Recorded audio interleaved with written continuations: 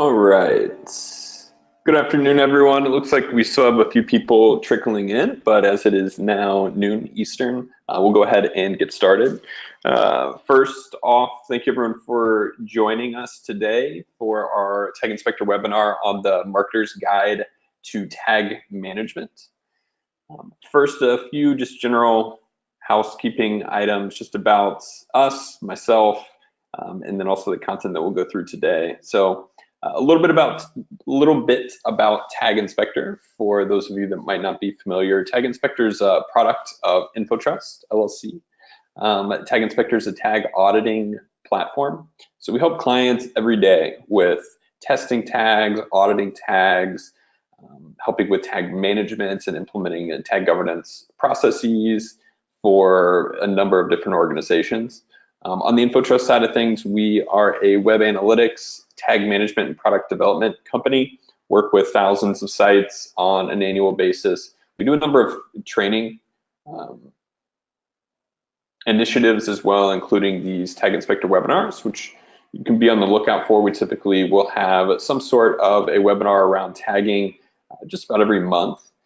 We have offices in the US, Dubai, and then in Barcelona, Spain. And then your presenter is me, Lucas. I'm our Tag Inspector product manager and also work with a number of clients around tag management consulting.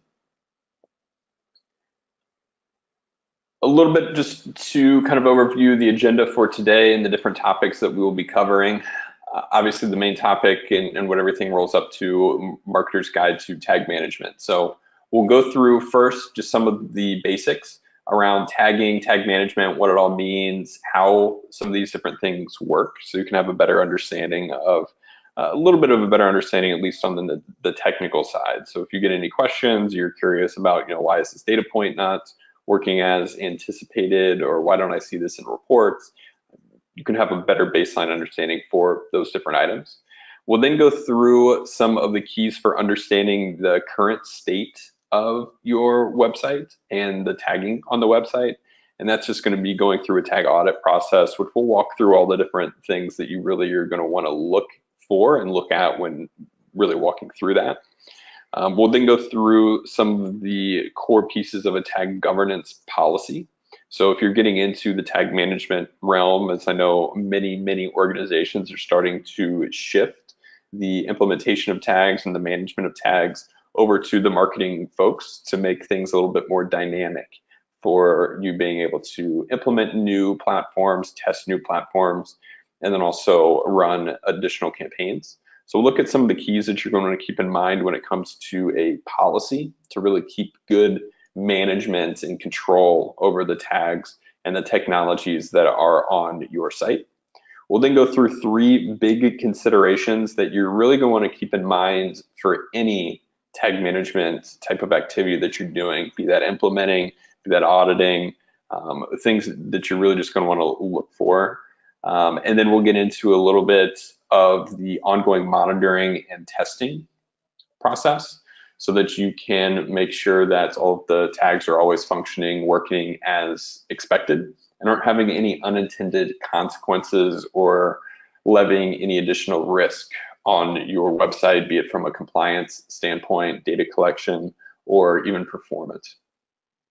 Finally, at the end, we'll go through just a quick summary and answer any questions.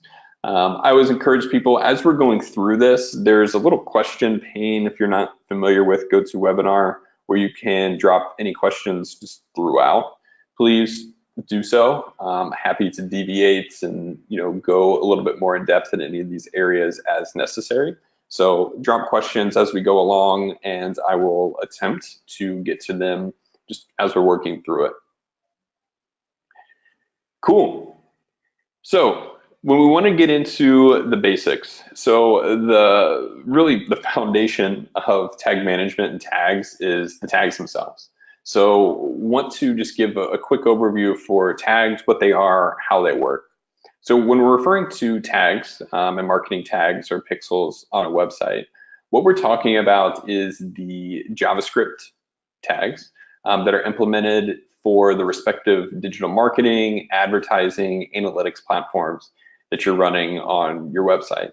So these things might be like a Google Analytics, Google AdWords, Facebook Pixels, Criteo, Floodlights, any of those types of platforms that are running on the website, collecting information about the users for purposes of either analytics, tracking campaign effectiveness, or maybe building audiences, or doing some other type of functionality for remarketing efforts, those sorts of things.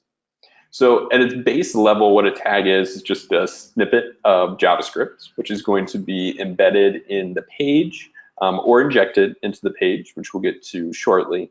But it's just a script that runs in the user's browser. And how it's going to work, just a little simple visual.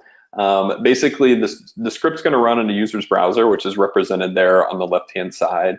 And it's going to send a request out to the third-party server that's associated with that particular platform. When that server receives that request, it'll return a full tag configuration, which again runs in the user's browser. And what that does is then collects information about the page, or collects information about the user, or grabs information from the data layer. And then it will organize that into a subsequent request that is then sent back to that platform and carrying all of the data that is then processed and pushed into the different reporting and functionality that you know and love in all of those different marketing advertising platforms. Here's a look at, on the right-hand side, we can see a number of, these are just network requests, or these are requests that are being sent from tags. So thinking back to that previous slide, that communication that's going back and forth between the user's browser, the user's computer, machine, and servers out there in the internet. These are what the requests look like, and you can see them within your browser. Digging deeper into an individual request, you can see here on the right-hand side all of these query string parameters. These are the actual data points that are being collected and then sent up. This particular example is from Google Analytics. So if you're ever curious, how is all of this working? This is exactly it. Google Analytics runs. It first sends up a request to the Google Analytics servers, which is going to return a full script configuration, which then runs on the page, grabs all of the information as you have it configured within the tag in your tag management system or within the script yourself. It will then compile a request that looks like this on the left, and that is then shot back up to Google Analytics, and contained within it are all of these parameters and then values associated with each of the parameters that are then processed by Google and dropped into reports for purpose of obviously analytics, again, audience building, segmentation, all of that good stuff. So that's a little bit of basics just on tags, what it is that we're talking about, some specifics for how they work.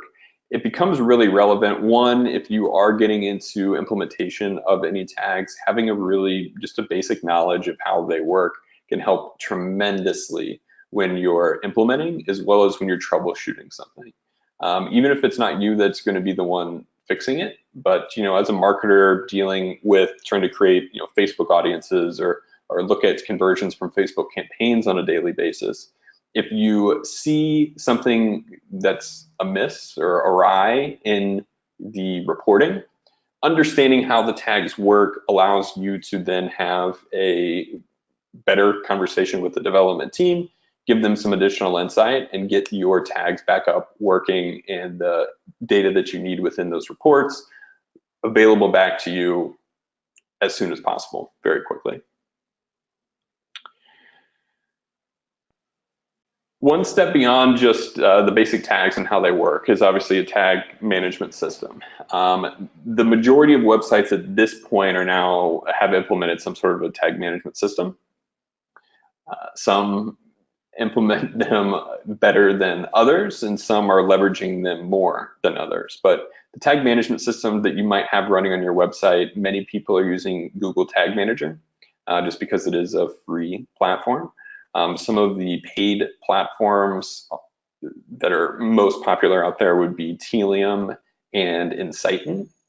And then there's a number of people that might be using Adobe's Dynamic Tag Manager if you are running Adobe Analytics. So I like to use this visual here just to kind of explain how that tag manager works. So we can see all these different logos of different digital marketing advertising platforms. So we have Balance Exchange, Crux, Criteo, Facebook, Google Analytics.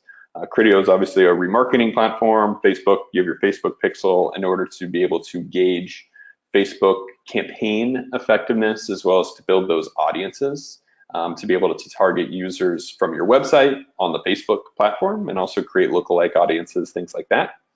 Crux is a data management platform. Google Analytics, obviously, analytics.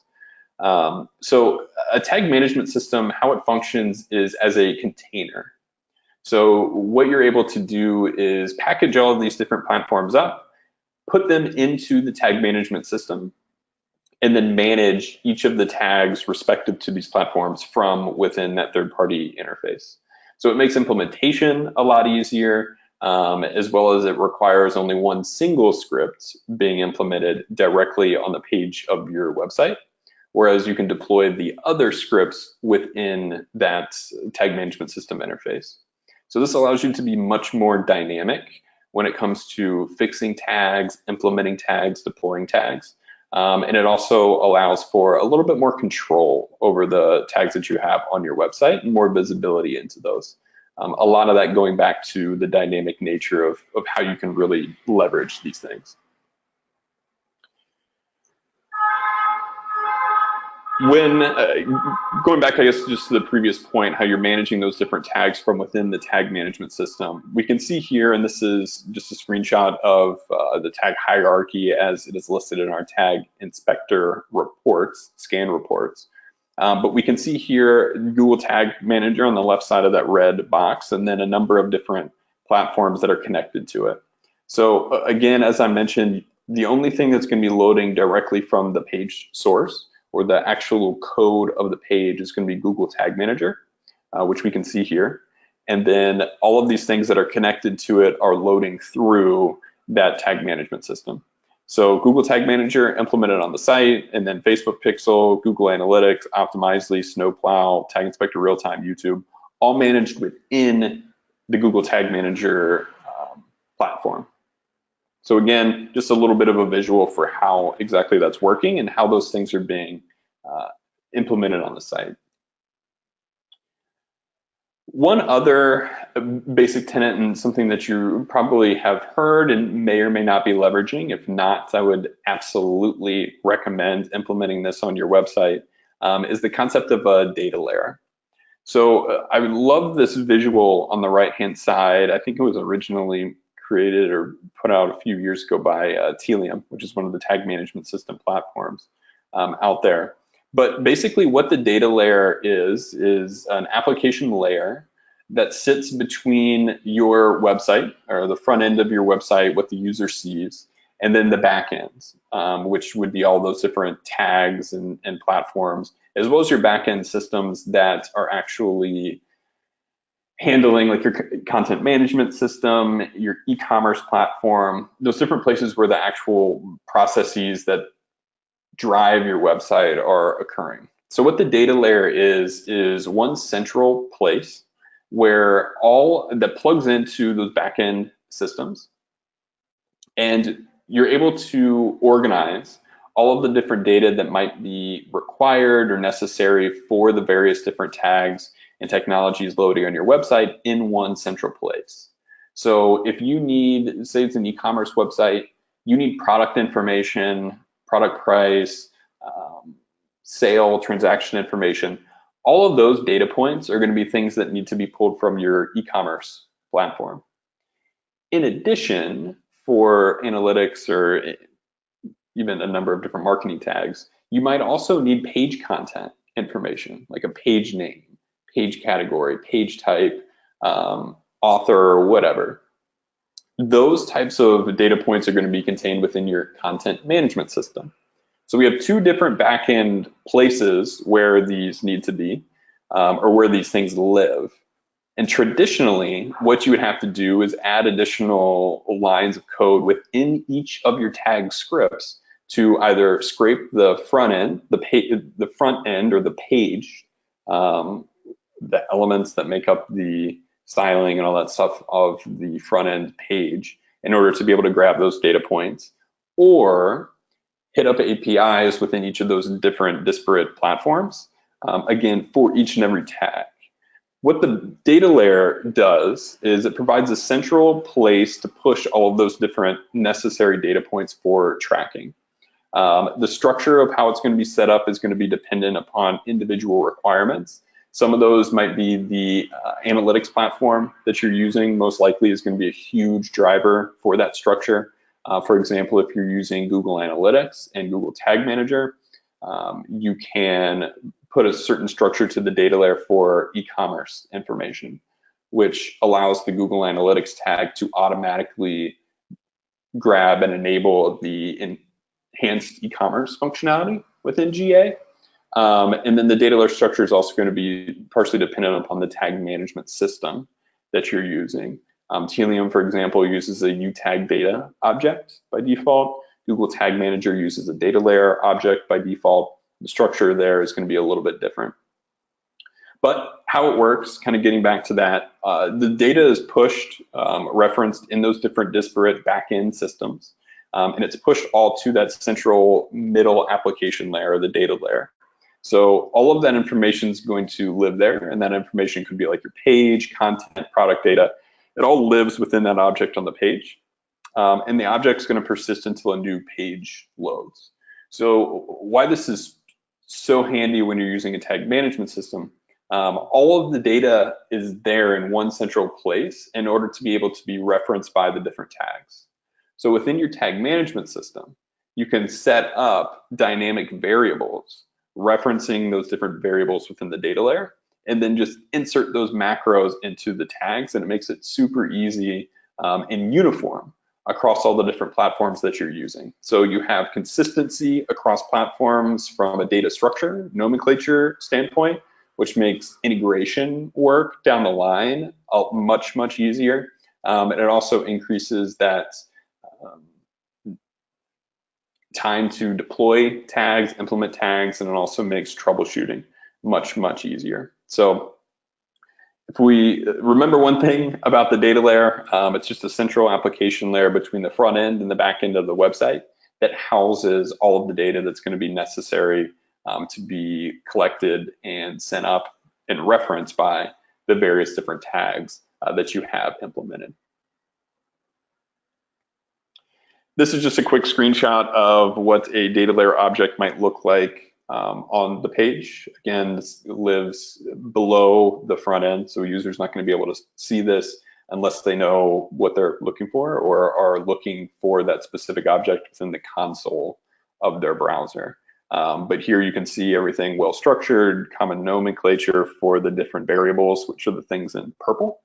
And then you would create variables within the tag management system, just referencing those, and those are going to be automatically populated by the values in red that are associated with each variable. So those are the basics: what tags are, how they work, how tag management system works. So there. So the next step in which you need to really understand about a tag management process is obviously the current state of the tags on your website. How we're going to go about this is going to be by doing a tag audit. We need to audit the things that are currently implemented and that are currently there in order to be able to understand what it is that's happening on our website. Where do we stand right now from a tag management perspective? Are things well managed, or do we have, a crazy house out there? So when going through a tag audit and when we're assessing the current landscape, the key things that we need to know are what tags are present. So what platforms are implemented loading on the site? Where are those different platforms? What pages are they on, site sections, what interactions are they firing on? And then how are these different tags loading? So oftentimes when we do a tag audit with clients, we'll identify a lot of platforms that are loading on there, but many of them are loading through or piggybacking on other third parties. So what that means is you might have like a Facebook tag implemented and you might see Blue Kai, or sorry, not Facebook.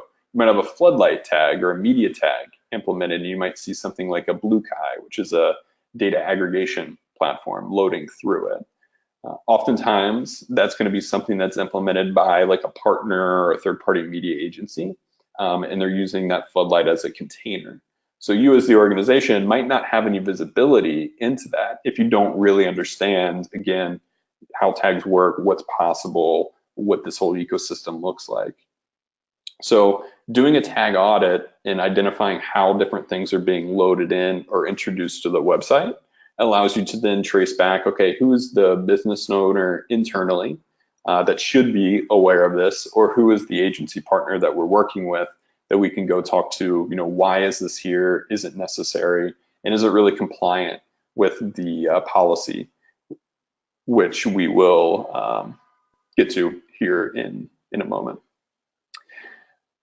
In addition to just high level, what tags are there, how they're getting there, you also want to understand some context for the various different tags. So the key things for each platform, one, we're going to want to understand performance of those different tags, a couple of different keys that go into performance. And when I say performance, what is the performance impact of this platform on my page performance? And what is the impact of this platform on user experience? So when it comes to performance, we want to look at, okay, where are different tags loading within the overall sequence of the really key things of my page, like styling, content, images.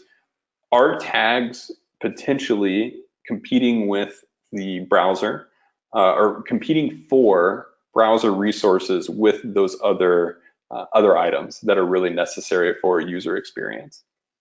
If so, then is it something that we're comfortable with, or is it something that we want to reduce that risk and maybe try to delay something from loading? So first, when doing an audit, understanding where things are loading in the overall context of page load in general, super, super helpful. Number two, data collected. We need to understand all the data points that are being collected by the different tags. One, to make sure that we're getting everything that we expect and that we need. And then also be able to identify areas for potential improvement and areas of opportunity. We don't know those things unless we understand what are the data points that are being collected right now. And then finally, we want to understand the deployment method for each tag. As we talked about before with managing tags within the tag management system, it allows much more ease of management, much more dynamic in terms of being able to implement tags, adjust tags, change versions, remove tags. So we want to understand, is this something that's loading directly from the page source that would, in an ideal world, be loading through our tag management system? Is that something that we need to look at? So when going through an audit, understanding the deployment method can get us much, much closer to those end goals. I always try to highlight for people and really emphasize that when it comes to tag auditing, it's a multi-phase approach. We want to start at a high level, first understanding what are the tags that are there, how are they loading, what pages are they on, but very macro, looking at the website. And then from there, we can take steps down lower. So start looking at individual platforms, start looking at those individual data points that are being collected, get much more granular as we go along while making improvements along the way. And it looks like we have a question. How can we view the data object you showed 2 slides ago?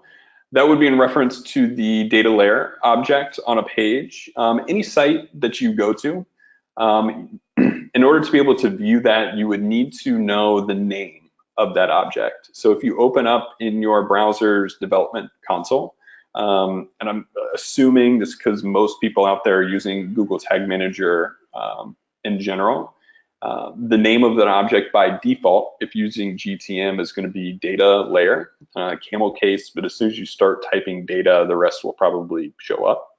And if you just hit enter, that is going to show you the full object.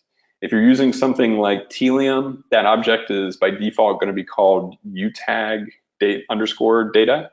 And that will again pull up the full object of what's implemented. Some people, your development team might have it set up as something custom.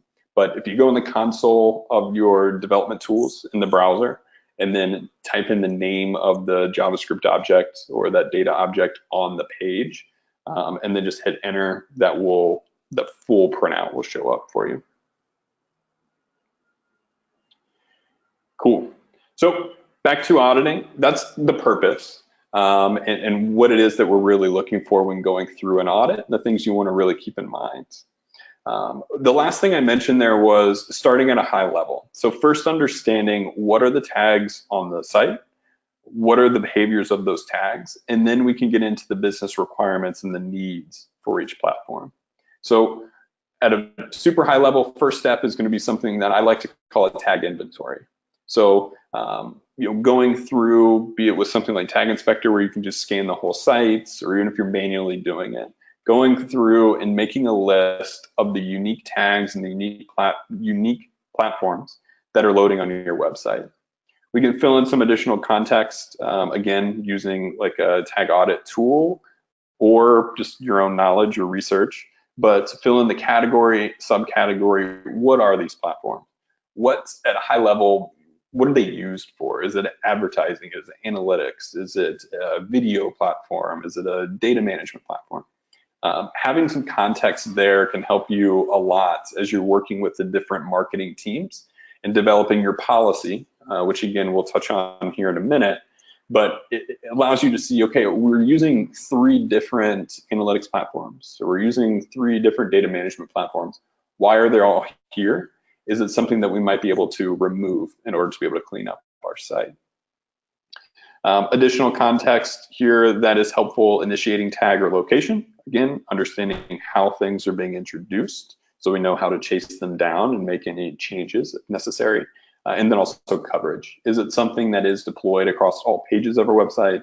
Is it something that's only on a couple of different landing pages or campaign pages? Once we have that high level grasp of just what's going on, we can then start moving a little bit deeper. So this still is in reference to the tag inventory, just a couple more screenshots. But again, understanding the overall ecosystem, all tags that are there, how are they getting there, and then coverage in the list. But then once we start looking at the individual tags, once we have that inventory, we can start working our way through the list. And for each of those different tags, we need to understand, what is the business context? What is this tool? What is this platform?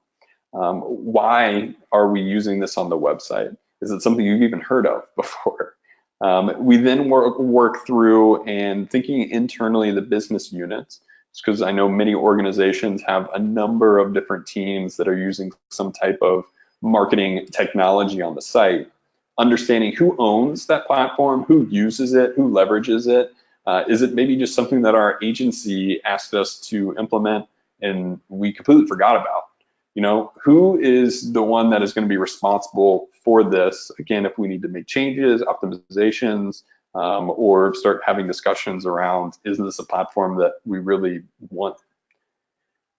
And then finally asking that question related to those previous ones, why is it on the site? We also want to get into, beyond just the business context, getting into a little bit more of the technical tag data. So as I spoke on earlier, performance information, where exactly are tags loading in the overall sequence of our page load? What is the size of the tags? How many requests are being sent? What type of browser resources are being utilized? All of that's going to go a long way as you're starting to evaluate, is the performance cost or the performance risk of this platform, is it worth the business value that we're getting out of it? And that's really the one core question that a lot of your development teams are going to be really interested in when it comes to the marketing tools that you're using. The next thing is, again, what data is collected. Ideally, this would be against the standard. I have people that come to me all the time saying they want to do a tag audit and they want to understand what are all the tags that are firing, what are all the interactions that they're firing on, what are all the data points that are collected. And I always say, take a step back first and go through and what are the things that you think you need? What are the kind of keys that you're wanting to get to? Why are these tags on the site? And do you have requirements for what data is going to be necessary, what actions are going to be necessary to track those types of things? So having that standard in place goes a long, long way when you're getting into an audit, because you have, you can see what is the delta between what is happening and what I'm expecting to happen. And you can really start prioritizing next steps from there. Finally, we want to understand the loading behavior. And then the last piece is that, again, that gap analysis against those requirements. This is just an example of what that can look like. So here we have on the left-hand side, we can see the different tags that are firing. On the right-hand side, we might have requirements around, okay, on a purchase confirmation page, my analytics platform should be firing and it should be collecting these data points, these variables here on the left-hand side. As we go through the audit, we can look at, okay, what are the values actually being sent up and collected by those different tags? And how does that compare to the variables that should be implemented there and should be being populated? If we have those requirements and then compare it to what's actually happening, I can then start seeing, okay, on a confirmation page, I'm not collecting transaction ID, transaction revenue, tax, and shipping within this particular platform. Now, for something like analytics, that's going to be obviously huge, critical. So that's an awesome finding to be able to find and fix as we're going through an audit.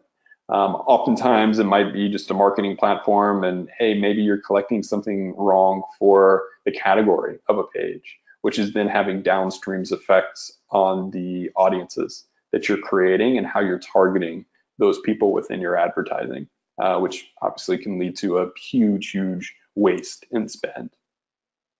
But this is what I'm really getting at when I'm talking about defining the requirements, comparing what's actually happening in the audit to those requirements, and doing that gap analysis.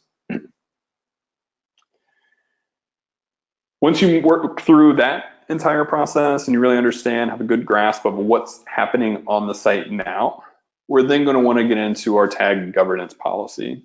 When I talk about a governance policy, it's really just defining what are those standards.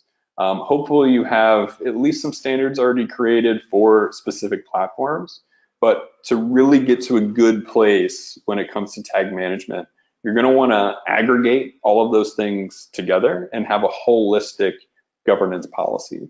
So the general concepts of what make up a good tag management policy, good tag governance policy, are going to be identification of what are the tags that are allowed, not allowed, and required on the site.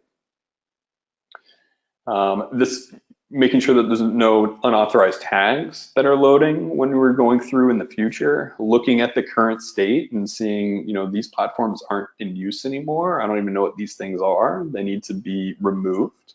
That gets to identifying those allowed and not allowed. For required, it's going through and, what are the tools that we're really leveraging, we're investing a lot into. We have whole teams that are surrounding these different platforms. Those are going to be the things that are going to be really high impact for you and really crucial for the website and for your organization. Those are going to be the things that from a management standpoint moving forward, you're going to want to put more of an emphasis on, especially when it comes to ongoing testing and monitoring, which we'll touch on a little bit later. We're also going to want to define standards around loading behavior. So again, a tag that is now loading through or directly from the website, maybe that should be migrated to the tag management system, defining what the ideal loading behavior for the different tags and platforms is. And then what are the tag requirements for each tool? Based upon the implementation requirements, based upon how you're using it and how you're wanting to leverage it, what are the data points that need to be collected from, I guess, more of a granular implementation standpoint, going back to weighing the business value versus the performance risk. If it's something that's kind of mid-level from a business value standpoint, maybe we want to deprioritize that tag in the overall loading of a page and delay it a little bit. in order to be able to minimize that performance risk. But going through and defining those types of requirements. Finally, we want to have really good standards for the tags in general. So again, around performance, do we have some type of latency limit? A lot of clients will have like a standard for how long tags should take to make some sort of a connection with their servers, and they'll cut off tags if they get above that.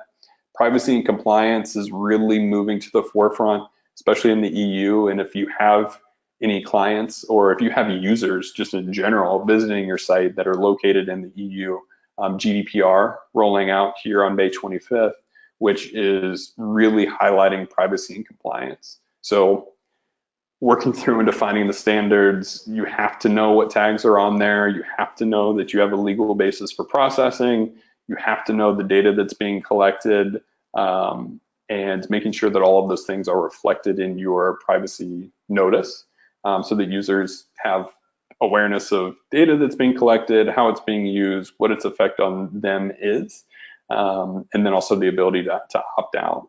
Those are just a few of the requirements, but compliance can also extend to, depending upon your industry and who your site is targeted to, you might have other legal requirements. Implementation process, you're going to have standards around that. One, if you're starting to take over just the general management process, implementation is going to be key to be able to streamline that process and make sure that you have all the data that's necessary. One, to maintain a policy, but two, then also to just make it easier for you for actually implementing the tags. And then finally, we're going to want to define ownership. Who are the business units internally that if there is an issue with a particular platform, who uses that? Who is responsible for those different platforms? When it comes to documentation and standards, this is a very, very basic implementation request form. We'll revisit it in the implementation context. But as you're implementing a solid tag management policy in general and a governance policy, it's super, super helpful to have all of these different things documented. Some of these implementation request forms and just informational forms around tags are now becoming very, very large, especially in the context of GDPR. Identifying any personal data that's been collected and on there. But this is super basic. Just what is the tag? What is the brand? If you have multiple sites or brands that you're working with, who owns that particular platform? If there's an agency partner, what is the business description? And then you also want to always have a life cycle associated with each of the tags, because you're going to review. Most configurations are going to update at least every like 18 months, typically around every year. There's going to be some type of an update or some new data point or some new capability that gets rolled out. And oftentimes those things are going to be reflected in updates that need to be made in the tags in order to be able to take advantage of those different things. It's also a great way of keeping control and just of the overall ecosystem. Being able to go through and really review the platforms in use, the tags on the site on a regular basis in order to be able to keep control, again, of the various different tags on the site. Also key is going to be just having the technical requirements. So what is the script? What are the data points being collected? What are the firing triggers? Or on what interactions should these different tags be executed? And then also instructions for implementation are going to be huge if you need to come back and revisit and fix anything. If it's you in that role, if it's someone else in that role, or if it gets transferred back over to development, or whoever is managing this, having this information documented inside of your policy for each tag is going to make management in the future so much easier. One thing I mentioned previously around a policy, so it's not just defining the standards for the tags, it's also defining the standards in the process that you're going to want to implement when it comes to overall implementation. So establishing an ownership of tag implementation and management is first key. If you can control the implementation to a single person or a single team within your organization, it goes a long, long way to maintaining tag management standards. We see it all the time with clients where different business units are able to implement their own tags. Agency partners are able to get into a tag management system, implement their own tags. There's no central structure, so things just get way out of hand and it becomes kind of like the wild, wild west. So establishing ownership of tag implementation and of tag management is key for an organization. From there, you're going to want to define standards and requirements, which again goes back to that policy, defining what it is that is the guiding principles of tags on your website. And then you're going to want to establish a tag implementation process. So utilizing something like a tag implementation request form, which we looked at, we'll review here again in a second. Use of workflow management tools can also be really helpful in order to be able to streamline the process. And then also setting timing expectations for implementation. One huge advantage of utilizing a tag management system is how dynamic you can be in terms of implementing tags, but there's still obviously constraints around capacity and people and how much is going to go into actually implementing a tag. So as a part of the process, I always tell people set timing expectations, make it known so that if you are the person that's that central owner of implementation and management, if a media group has a campaign that they know is going to go live in 2 weeks, get that implementation request in, have that implementation request document ready to go so they can fill it in, send it over to you, and everything can be live in advance of the campaigns. A traditional situation is, hey, we have a campaign going live tomorrow, we need this tag on the site in order to be able to measure its effectiveness. Well, if you're implementing the tag just via the source code of a page, your development cycle might not have a production release for 3 weeks. So setting expectations, letting others within the organization understand these things is really important.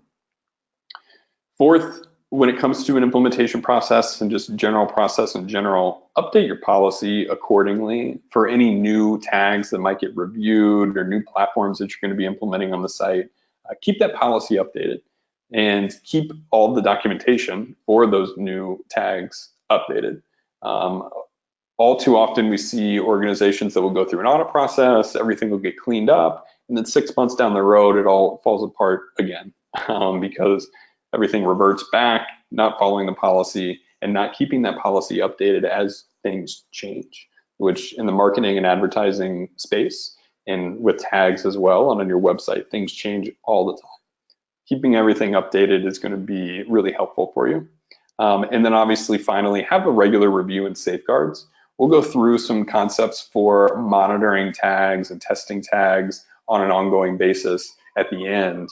But having a process in place, having some standards in place for what a regular review looks like is going to go a long way as well.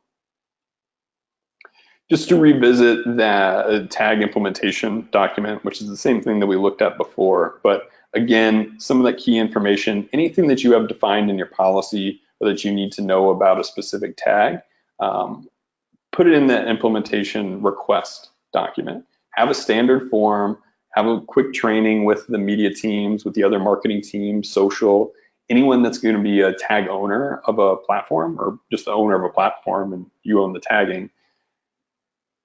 Get some feedback. What are the different things that you need for implementation? What are some of the things that you need in order to be able to keep that policy updated? Get it into an implementation request document. Get everyone on the same page for what's necessary here, and then start using it. It's going to really streamline the process, make things really easy for you when it comes to implementing items, as well as, if you're just on a marketing team and someone else, the development team, is handling actual implementation. This also helps you to understand and convey to them, these are the requirements, these are the things that I need, and makes it much, much quicker for you to get those tags implemented on the site so we can get campaigns up and running as soon as possible. 3 big considerations when it comes to tag management. Number 1, three things that you're really, I guess, more so wanting to keep in mind with any type of tag management decision that you're making. So one, complete and accurate data collection is something that's key. When it comes to complete and accurate data collection, the three things to really be on the lookout for, both in auditing, troubleshooting, just implementation, anything, are coverage, configuration, and timing. Those are going to be the three reasons why you wouldn't have complete and accurate data collection. Coverage starts with, is the tag there in general? Is the script there? Is a firing trigger applied for those particular pages if you're deploying it through a tag management system? Is that page or that section of the site covered by the implementation of the tag? Further than that, configuration. The initial configuration of a tag, of a data layer, of a variable, whatever it may be, is it correct? Now, oftentimes this will get reviewed upon initial implementation, which it needs to be to make sure that everything is working properly up front.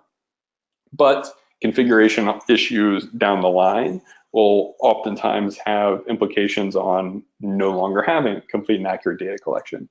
Maybe something changed with the variable being referenced, or something changed with the site and it had an effect on the tag, and it affected the configuration.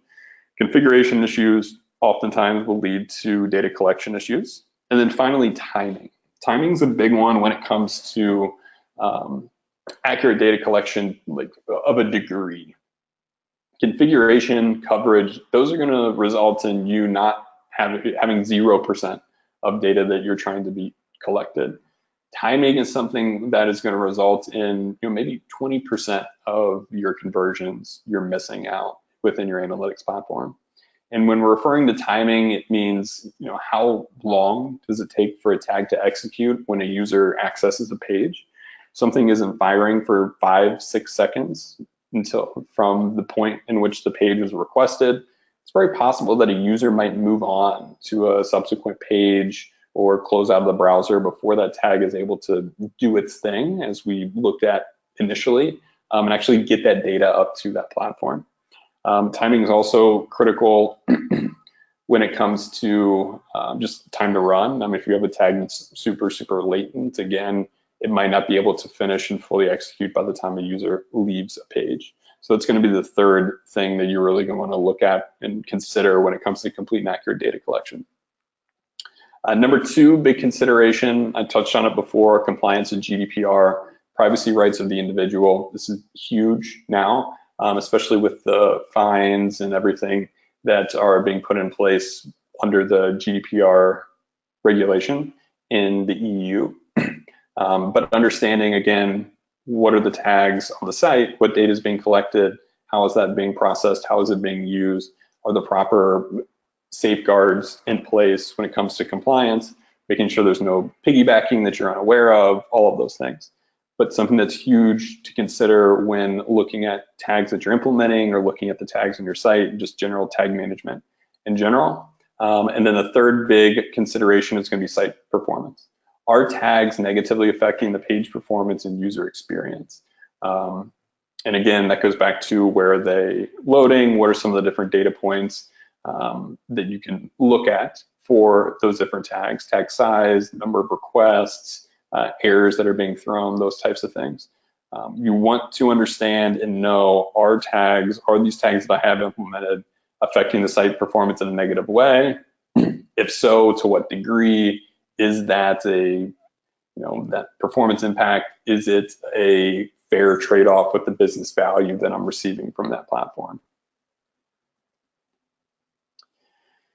Finally, and we will just kind of quickly go through ongoing monitoring and testing, because I know we only have about 10 more minutes. I want to leave some time for questions.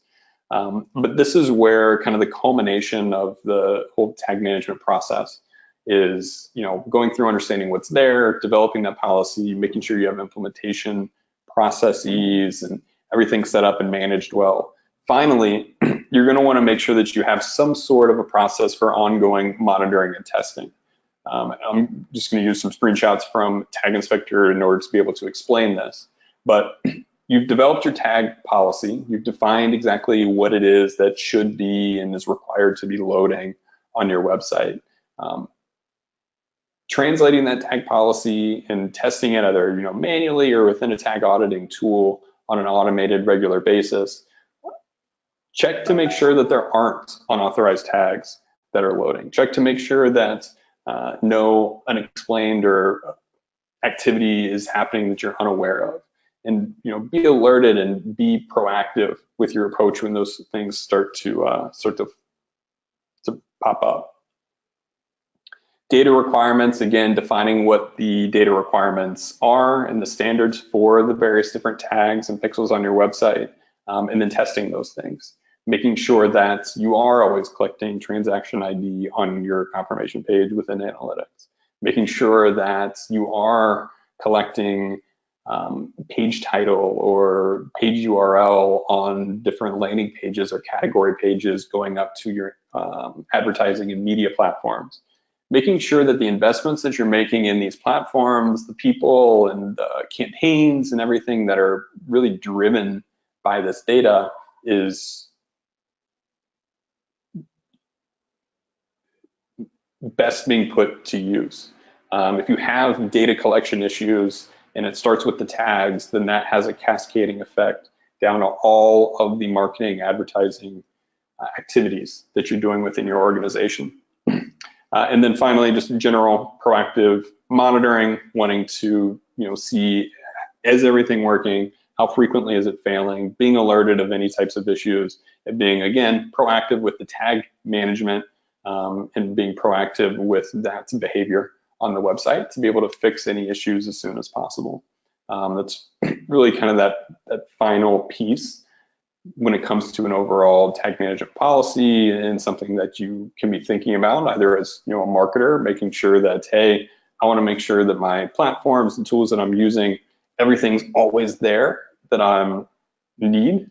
And from a technical standpoint, we need to make sure that the tags are working in order to ensure that.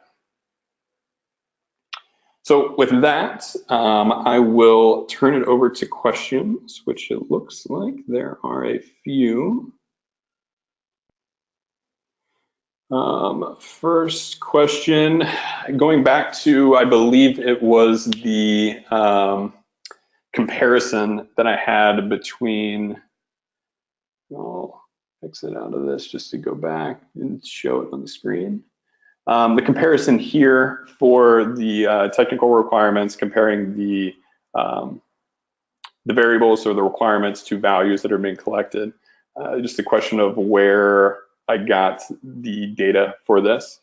This is just sample data, but where you would be able to find this would be if you have like an implementation guide or implementation requirements for a particular tag or a platform. This here is specific to Google Analytics. So it just has all of the data that we're looking to capture under the spec for that particular platform. And then all the data here for the values, a few different ways you can get this information. One, again, in a tag auditing tool, such as Tag Inspector. You can also see it looking at the actual network requests within your browser if you're manually going through and looking at those things.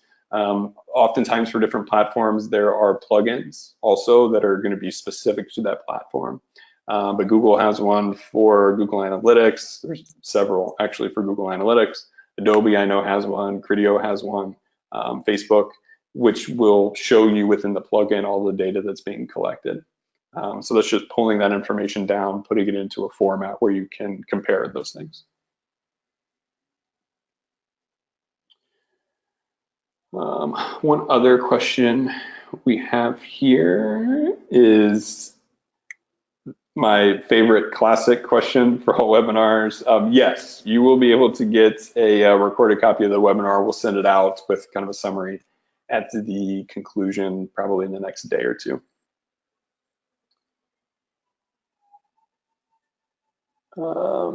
Another one just came in. To track traffic to news published on our site, I use URL campaign tracker. Should I be using a tag instead?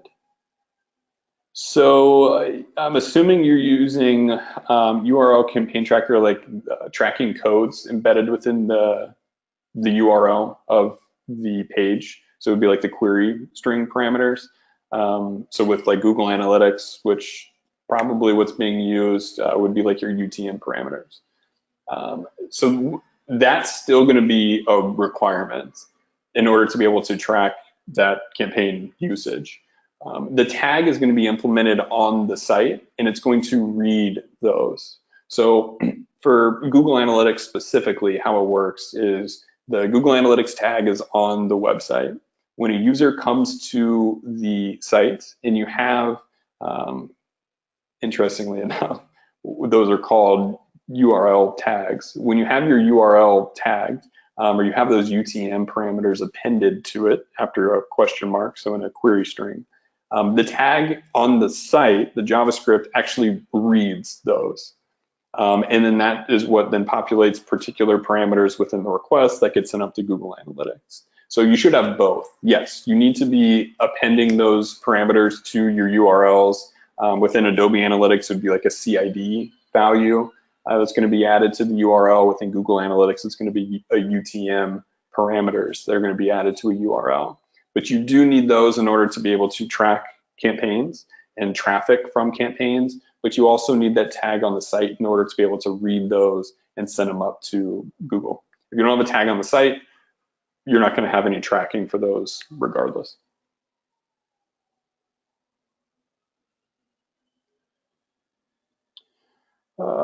Question specifically around a Facebook pixel for how to identify Facebook had 4 pixels and what their names are.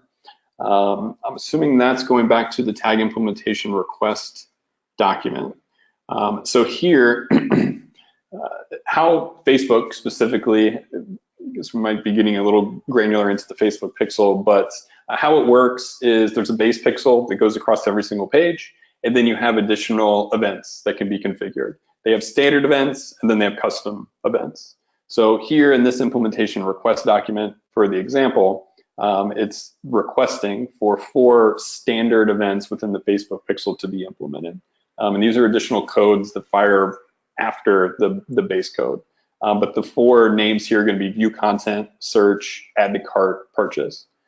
If you're looking at a website and you're wanting to understand what events or what types of Facebook events, pixel events are implemented on that website, a couple different things. One, the event name is going to be defined within the tag request. So again, if you're using a tag auditing platform such as Tag Inspector, you can find that page or the tags that are firing on that like interaction, and you can see what the event name is within the actual Facebook pixel request. You can also see that if you're manually checking it on a page, again within the network panel of your developer tools. You can see the parameter listed within those query strings, similar to the screenshot that we had towards the beginning. It will be a parameter there, and you can see the actual event name.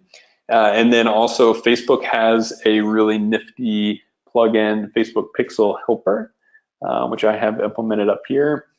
And what Facebook Pixel Helper does is on any page where Facebook tags are implemented, once they execute, it will grab those requests and parse that stuff out for you as well. So the names of those tags for the Facebook tag are corresponding directly to the events. And those are standard events within Facebook, and then how you see those are one of those, it's in the tag request, but you can then view it in a number of different ways.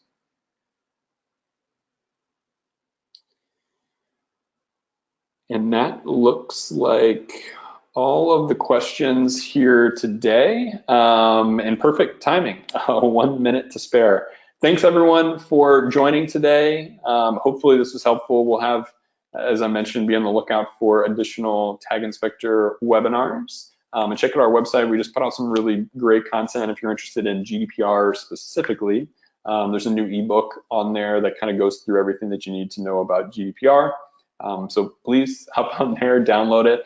As always, let me know if you have any questions just in general. Happy to help out in any way. And yeah, thank you all for joining. Hopefully we'll see you again soon. Have a great day.